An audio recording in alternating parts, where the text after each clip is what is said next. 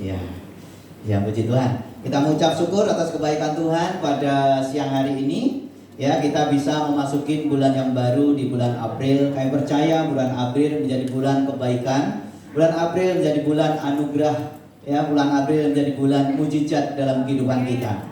Ya, kami percaya pengurapan Tuhan telah turun atas kita di bulan April ini, sehingga kita bisa menjalani di bulan April ini dengan baik, sehingga usaha, pekerjaan, rumah tangga kita semuanya diberkati oleh Tuhan. Amin.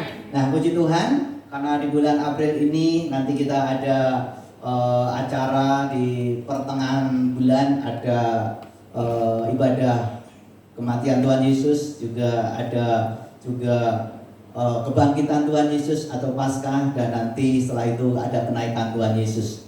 Maka tema besar di bulan April ini adalah bangkit bersama Tuhan Yesus. Kita sebutkan sama-sama. 1, 2, 3 ya. Bangkit bersama Tuhan Yesus. Tangannya begini semua. Jadi semangat. 1, 2, 3 ya.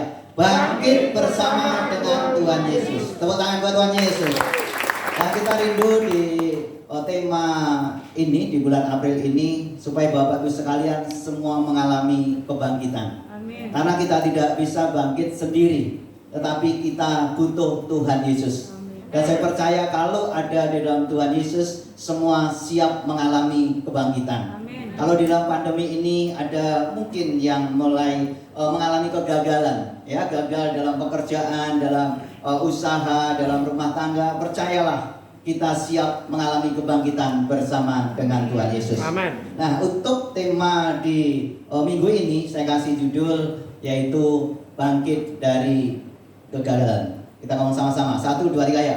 Bangkit dari kegagalan. Saya percaya semua orang pernah gagal. Siapa yang di sini pernah gagal? Oke, yang tidak pernah gagal, ya. Jadi orang yang tidak pernah gagal adalah orang yang tidak pernah mencoba. Tapi orang yang selalu mencoba pasti pernah gagal. Tapi orang yang pernah mencoba dan gagal, saya percaya tepat waktunya akan mengalami keberhasilan. Amin. Ya, oleh sebab itu kegagalan jangan kita karena gagal kita berhenti di tengah jalan. Tetapi firman Tuhan katakan 7 kali orang benar itu jatuh, tetapi dia bangkit kembali. Dan saya percaya kalau saat ini ada beberapa, mungkin ada dari jemaat yang mengalami kegagalan, pastikan bersama dengan Tuhan Yesus kita bangkit kembali. Tepuk tangan buat Tuhan Yesus. Ya, bangkit dari hal apa? Banyak. Kegagalan dalam keluarga, rumah tangga, pekerjaan, usaha. Ya, jangan engkau berhenti, jangan kita sampai kita mengeluh, karena kita punya Tuhan Yesus yang luar biasa. Amin. Ya, puji Tuhan, karena kegagalan adalah pelajaran yang sangat berharga untuk mencapai keberhasilan. Dan kita rindu kita semua berhasil. Ngomong berhasil.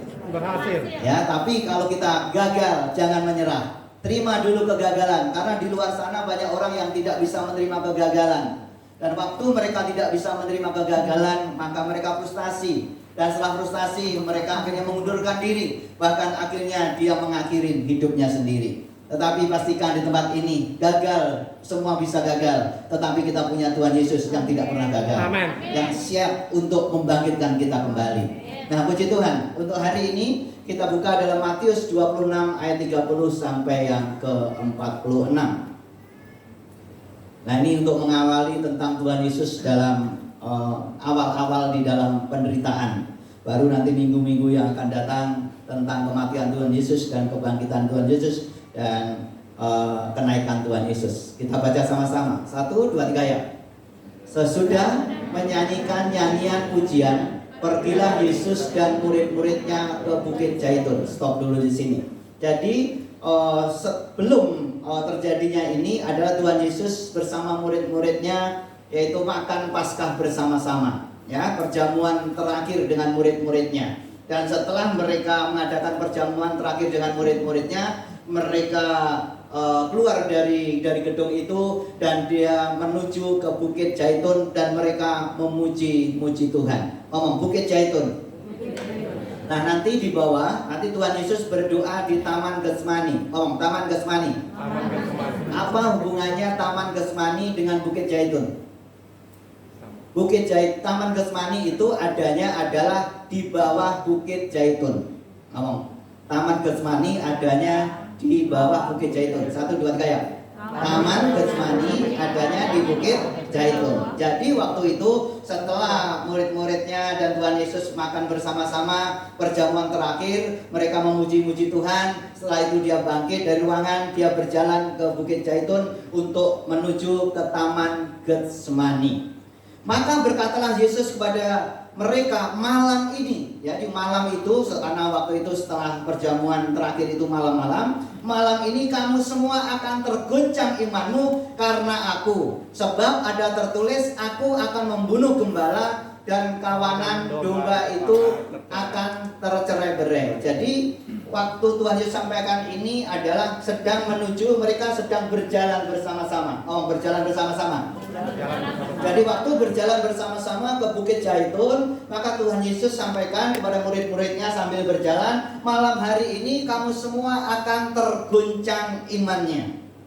Dan sehingga ayat 32, akan tetapi sesudah aku bangkit, aku akan mendahului kamu ke Galilea. Jadi Tuhan Yesus tahu kapan dia harus diserahkan, kapan dia harus disalibkan, kapan dia harus bangkit, kapan dia harus naik ke surga. Tuhan tahu semuanya. Sehingga Tuhan katakan, walaupun murid-muridnya waktu itu belum tahu, waktu akan aku bangkit, aku akan mendahului kamu di Galilea. Aku akan tunggu di sana. Selanjutnya baca ayat 33. 1, 2, 3 ya. Petrus menjawabnya, biarpun mereka semua terguncang imannya karena engkau, aku sekali-kali tidak. Sambil berjalan Tuhan Yesus ngomong, kamu semua akan terguncang imanmu. Sehingga Daud dengan maksudnya Petrus dengan spontan dia katakan adalah, biarpun mereka semua terguncang imannya, aku sekali-kali tidak. Wah, ini kelihatannya hebat. Tetapi ayat yang ke-34, Yesus berkata kepadanya, aku berkata kepadamu, sesungguhnya malam ini sebelum ayam berkokok, engkau telah menyangkal aku 3 kali. Kata Petrus kepadanya, sekalipun aku harus mati bersama-sama dengan engkau, aku tak akan menyangkal engkau. Semua murid yang lain pun berkata demikian. Jadi waktu Tuhan Yesus sampaikan kamu semua akan terguncang imannya, maka Petrus berkata, aku sekali-kali tidak. Semua boleh terguncang imannya. Tetapi Tuhan Yesus berkata, sebelum ayam berkokok berapa kali? 3 kali. Sebelum ayam berkokok berapa kali? Sekali. Ayam berkokok berapa kali? Sekali. Ya, coba baca. Ayat 34. 1, 2, 3 ya. Yesus berkata kepadanya, aku berkata kepadamu, sesungguhnya malam ini sebelum ayam berkokok Sekali. 3 kali. engkau telah menyangkal 3 kali. Jadi berkokok 3 kali atau menyangkal dulu 3 kali? Menyangkal yang 3 kali. Jadi kebanyakan ayam berkokok 3 kali. Sebetulnya adalah ayam kokok berkokoknya berapa kali? Kali. Ya terserah ayamnya.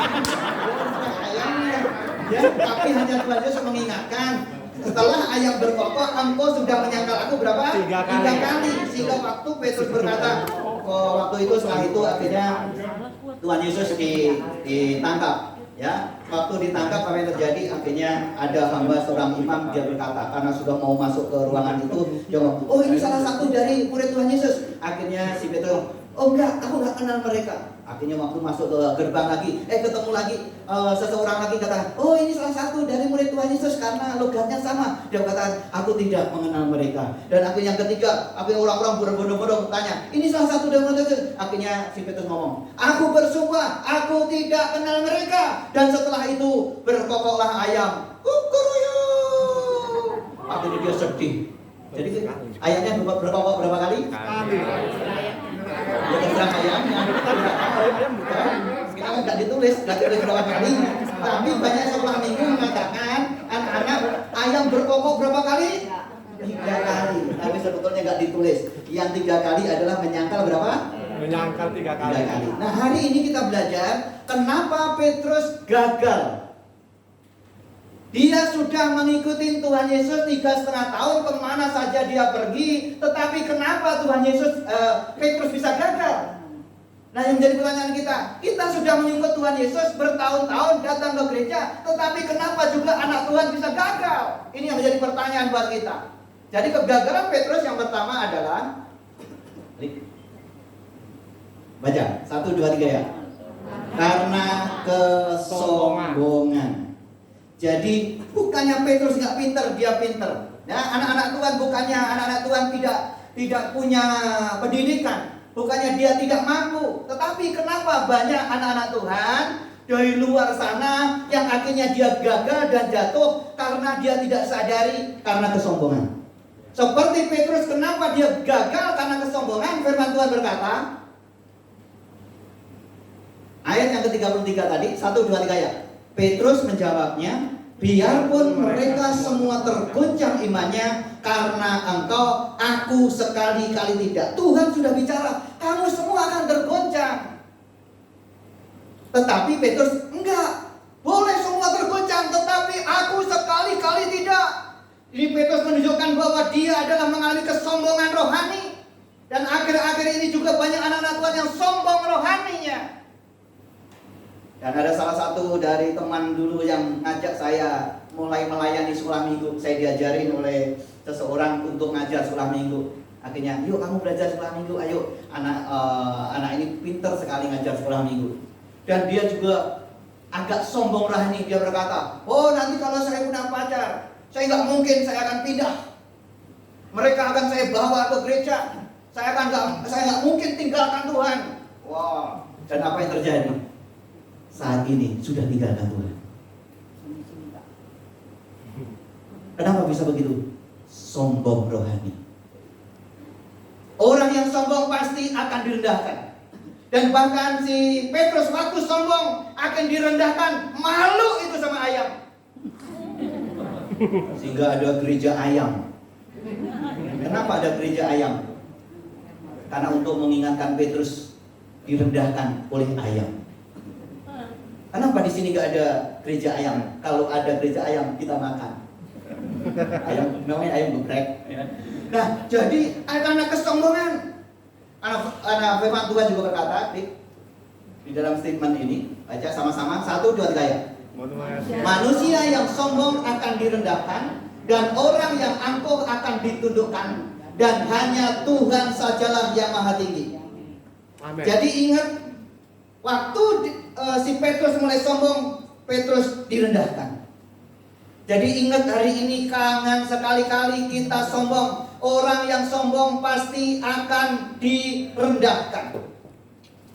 Contoh, sekarang fenomena yang ada, Presidik Medan, Presidik Bandung, ya. Coba tolong angkat tangan Presidik Polres. Ya, Pak John ya. Ya. Oh, banyak memamerkan semuanya. Oh, mobil mewahnya, rumah mewahnya, uang banyaknya dipamerkan semua. Untuk menunjukkan bahwa dia hebat. Dan apa yang terjadi? Waktu dia mulai menunjukkan kesombongannya, firman Tuhan digenapi, orang yang sombong akan dijatuhkan. Orang yang tinggi hati akan direndahkan. Oleh sebab itu pastikan kita semua belajar rendah hati. Rendah hati. Salah satu dari malaikat Tuhan, ya, malaikat Tuhan itu banyak namanya. Salah satunya adalah malaikat Mikael. Tahu, pernah lihat malaikat Mikael? Yang BL tadi Mikael, ya. Itu namanya malaikat, dan dia melayani Tuhan. Dan salah satunya juga adalah Lucifer. Lucifer itu adalah, kalau di dalam Yesaya dikatakan dia karena terkenal karena kecantikannya, ya, bahkan juga dia terkenal karena hikmatnya, juga terkenal karena semaraknya, karena juga karena kecantikannya, karena hikmatnya, karena semaraknya. Firman Tuhan berkata, maka aku menurunkan semaraknya. Bahkan di dalam Yesaya, maka si Lucifer ini mulai mau menyamakan dengan Tuhan. Maka Tuhan merendahkan, akhirnya Tuhan turunkan dari surga ke bumi. Dan waktu diturunkan itu, akhirnya yang mengikuti adalah 1/4 dari tentara surga, malaikat surga mengikuti dia. Kenapa dia turun ke bumi? Karena dia sombong. Akhirnya Lucifer itulah yang disebut namanya setan atau Satan, ya, atau iblis atau si ular tua. Ya, itu namanya adalah si Lucifer. Kenapa? Sebetulnya dia adalah malaikat yang hebat, yang luar biasa. Tetapi karena kesombongannya, dia direndahkan. Yang menjadi masalah, setelah ada bumi, dia menjadi penguasa bumi. Dia nggak mau ke neraka sendirian. Dia mau ngajak anak-anak Tuhan yang bisa diajak. Oleh sebab itu kita jangan mau diajak. Amin. Amin. Nah, itu kenapa bisa seperti itu? Karena kesombongan. Dan firman Tuhan berkata, Matius 23 ayat 12. 1, 2, 3 ya. Dan barang siapa meninggikan diri, ia akan direndahkan. Dan barang siapa merendahkan diri, ia akan ditinggikan. Amin. Semua orang punya benih kesombongan, termasuk saya. Omong benih kesombongan. Benih kesombongan. Jadi setiap kita bisa sombong. Ya, setiap kita bisa sombong karena ada benih kesombongan. Tergantung bagaimana kita mengelolanya. Ya, sehingga kalau di media sosial boleh kita memposting yang baik di media sosial, boleh. Memposting foto boleh nggak? Boleh. Memposting makanan boleh nggak? Boleh. Memposting pernikahan boleh nggak? Boleh. Yang penting tujuannya bukan untuk kesombongan. Yang penting tujuannya bukan untuk dilihat orang. Ini loh aku. Saya pun juga ngisi di media sosial, khususnya untuk Facebook. Sekali waktu saya ditegur sama seseorang, ya. Dan waktu pandemi awal, ada yang komentar begini: saya nggak setuju dengan Bapak. Saya nggak senang dengan tulisan Bapak. Saya nggak senang dengan khotbah Bapak. Saya senang adalah seperti orang-orang yang lain yang membagikan sembako, yang membagikan orang-orang yang susah. Nah, setelah itu, kan waktu itu awal-awal kan banyak yang berbagi-bagi di jalanan, di ini berbagi. Berbagi boleh, di-upload juga boleh. Yang penting tujuannya bukan untuk kesombongan. Kalau untuk memuliakan Tuhan boleh. Dan saya waktu itu langsung ditulis begitu. Buat apa seperti ini, Pak? Buat apa nulis-nulis seperti ini, firman Tuhan seperti ini, kalau Bapak nggak pernah lakukan apa-apa? Dan akhirnya di bawahnya, ada yang komen. Saya sih nggak komen. Saya udah biasa seperti itu, udah biasa. Udah biasa dibully, biasa direndahkan. Kenapa biasa direndahkan? Ya memang sudah rendah. Dan apa yang terjadi? Akhirnya ada seorang hamba Tuhan dari Medan ngomong begini. Memangnya kalau memberi harus ditunjuk-tunjukin. Memangnya kalau memberi harus supaya kelihatan orang banyak. Akhirnya apa? Saya juga nggak jawab. Akhirnya di komen itu mereka berdua jadi berantem. Jadi ingat, nggak harus kita tunjukkan. Boleh diposting, boleh. Yang penting jangan untuk kesombongan. Amin. Dan awal-awal pandemi saya akan sampaikan, karena ini kita terbuka sebagai orang tua dan anak, ya jemaat. Karena juga dari Bapak Ibu sekalian, kita juga menabur semua puluhan per bulan untuk sembako, untuk anak yatim, ya, untuk panti jompo. Memang kita nggak kita ekspos, tapi kenapa saya sampaikan? Supaya Bapak Ibu juga mengerti bahwa kita terus menabur. Buat tepuk tangan buat Tuhan Yesus. Haleluya. Nah, kita belajar di sini, jangan sampai kita sombong. Ada seorang anak Tuhan, saya kenal dia karena saya juga pernah dekat dengan dia. Wow, itu kalau di media sosial pamer uang. Gaji saya 50 juta. Oh, dipamerin, bahkan uangnya itu dikelihatin. Wow, kelihatannya hebat. Saya hanya bekerja sebagai satpam ini hanya karena hanya pekerjaan, tapi pada dasarnya saya melebihi daripada gaji saya. Wow. Akhirnya untuk menarik, karena untuk apa itu? LMM, apa itu? LMM. Ya gitu. Untuk narik begitu. Tapi istrinya datang ke rumah, Pak, saya mau pisah aja. Kenapa? Oh, dia pamer uang, tapi sebetulnya di rumah kita banyak utang. Banyak utang, bahkan di luar sana memamerkan uang yang banyak itu, tetapi gak pernah dibagi ke istri dan anak-anaknya.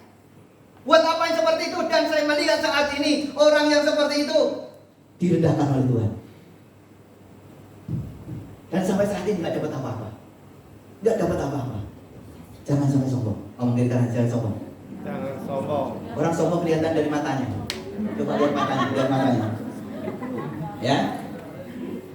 Belajarlah rendah hati. Rendah hati itu apa sih, Klik? Maaf kalau lama, karena semangat ini. Klik. Secara umum kata rendah hati memiliki arti sikap bijak seseorang yang dapat memposisikan diri, memposisikan diri.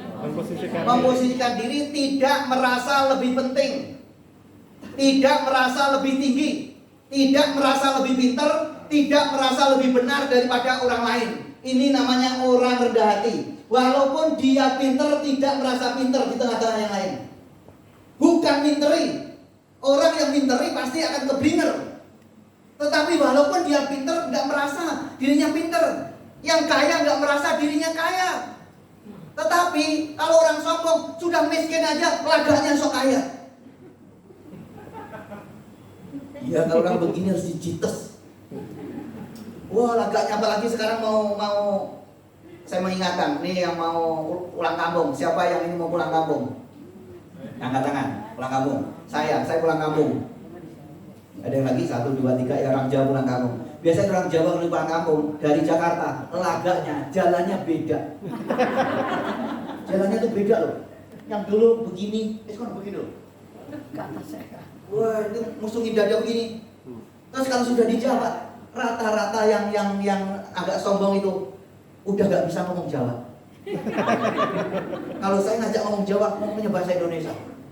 Bahkan salah satu dari teman SMP dia ngomong, saya juga gak ngerti lagi. Sombong bener. Bahkan akhirnya menunjukin apa yang dia punya. Sebetulnya dia ngutang. Dia nunjukin mobilnya, sebetulnya sewa mobil 2 minggu. Orang-orang seperti ini pasti direndahkan. Tapi pastikan kita untuk rendah hati.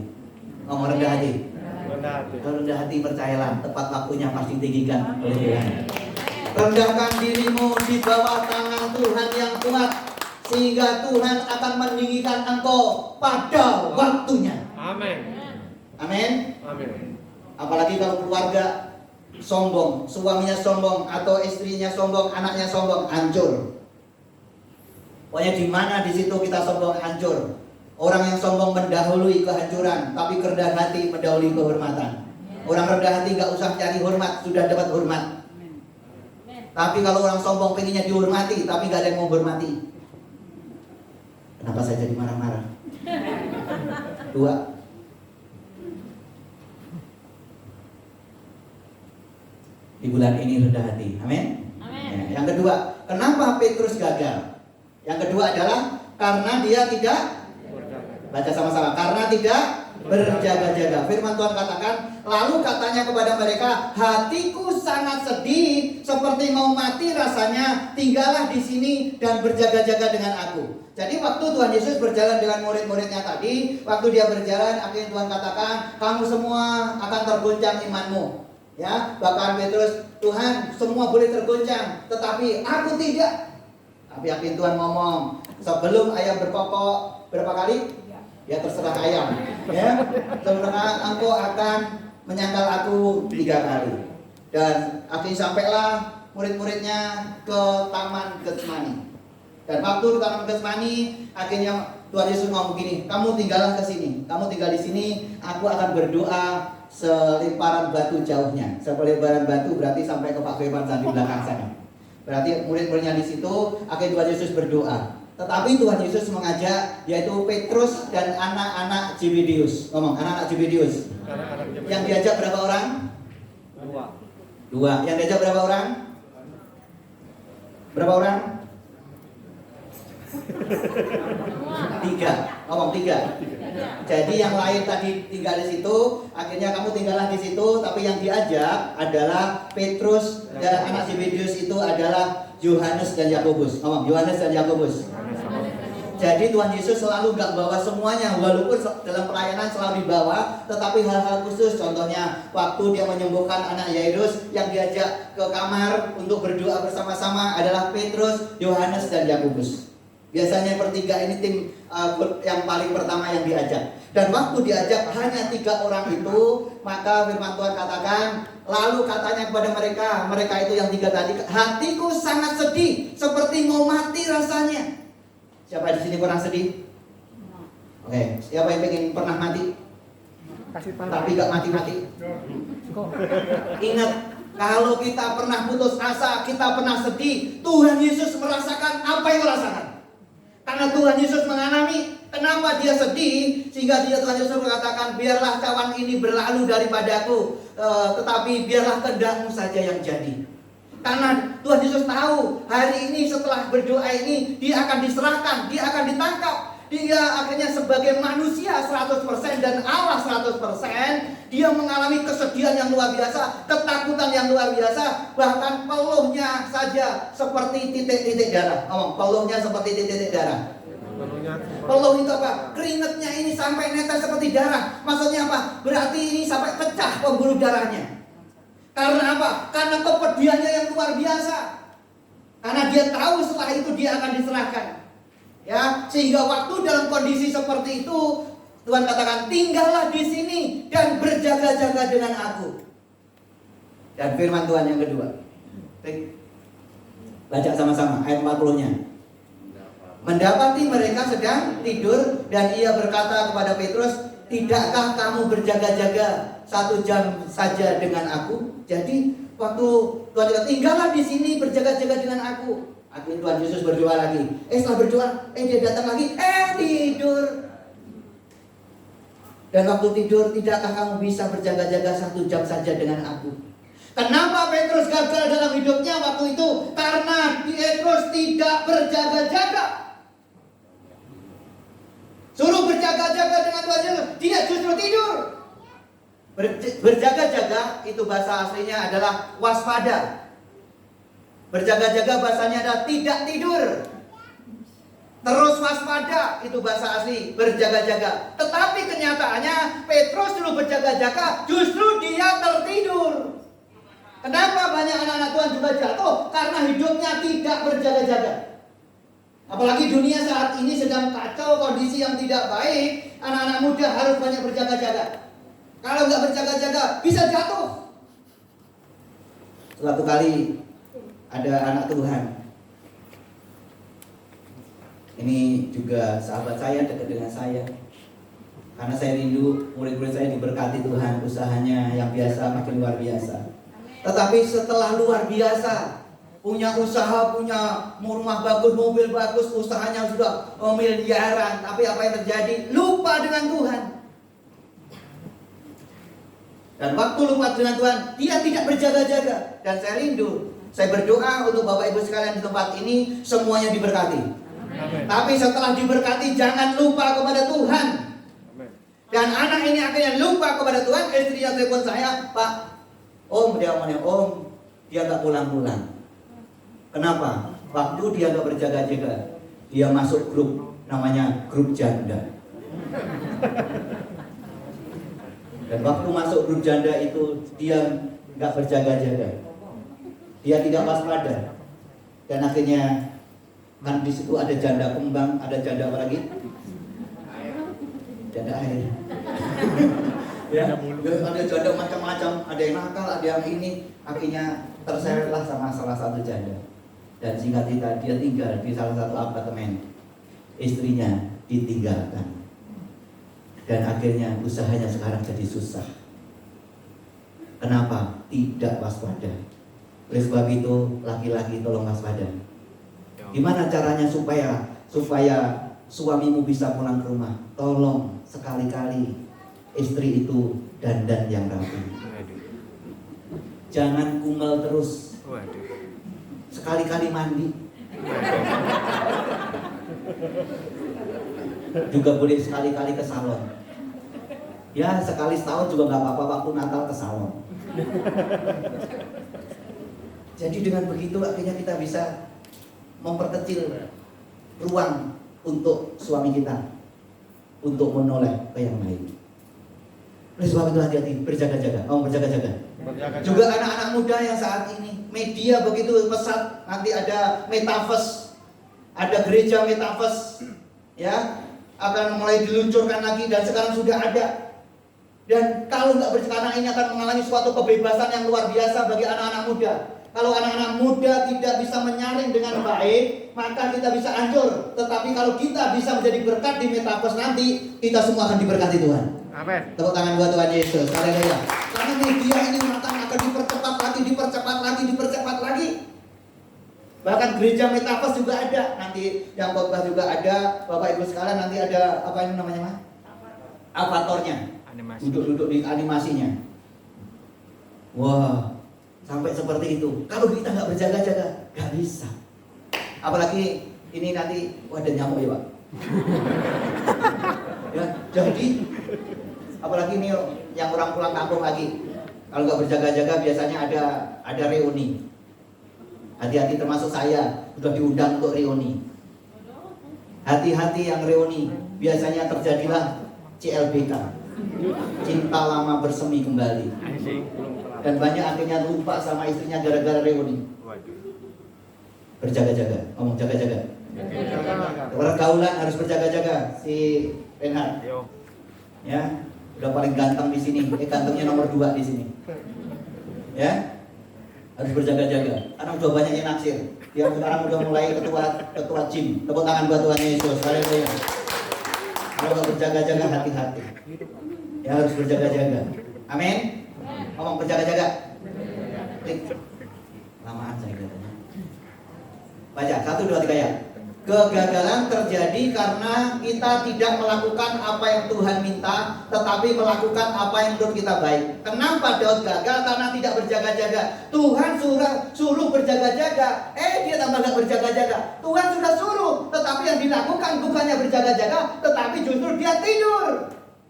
Waktu dia melakukan apa bukan yang dikatakan Tuhan, bahkan dia melakukan menurut apa yang dianggap dirinya baik, itu namanya kegagalan.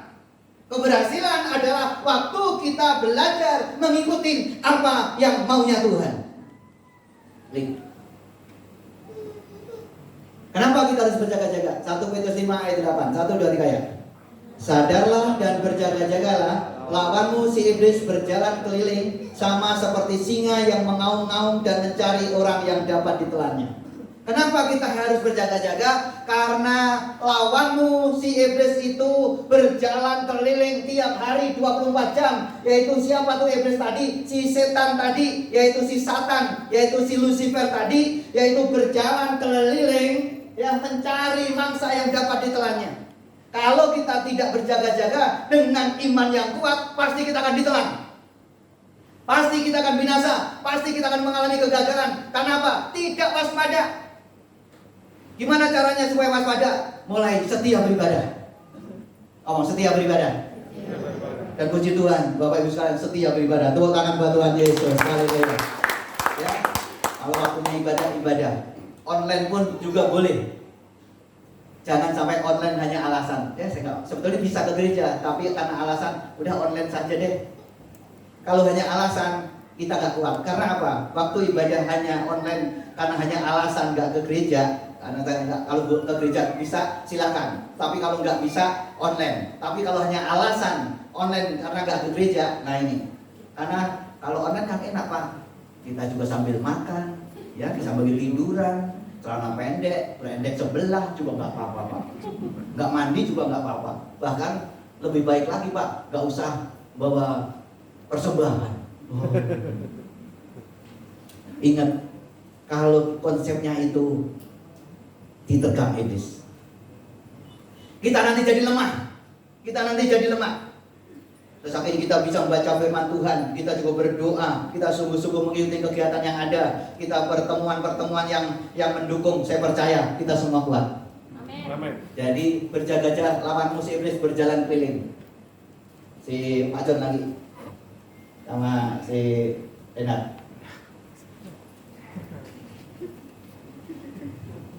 Contoh, si Renat jadi singa, Pak John jadi orangnya. Oke. Jadi berjaga-jaga. Firman Tuhan katakan berjaga-jaga lawanmu iblis itu berjalan keliling. Sadar, Pak John harus sadar dan berjaga-jaga. Karena lawanmu iblis itu dari singa tadi. Ya. Mengaum-ngaum.